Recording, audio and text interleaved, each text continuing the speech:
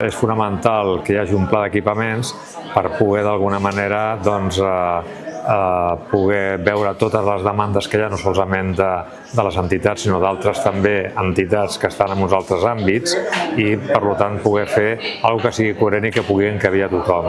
Jo crec que en aquest moment s'ha presentat una demanda formalment per part de les entitats. Jo crec que estem perfectament a temps que quedi definit dintre del pla d'equipaments quines són les necessitats per la cultura.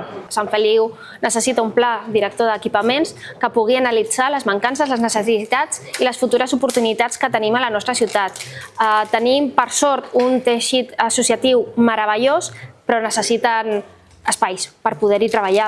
El pla d'equipaments ha de ser previ a la construcció del planejament, ha de ser previ a conèixer les necessitats per poder realment transformar la ciutat amb un objectiu concret. El que està fent el govern actual és donar resposta a compromisos concrets a través del planejament i això no tindrà cap bona solució. Les entitats de cultura popular han estat obviades que en algun futur espai puguin cabir aquest espai de cultura popular que reclamen las entidades. Tendremos el plan este año ya funcionando y sabremos exactamente qué necesidades tiene toda la ciudad, no solo en el ámbito de cultura, también en otros ámbitos, para ver el ayuntamiento que puede hacer para poder cumplir con el objetivo de satisfacer las necesidades de todas las entidades de esta ciudad.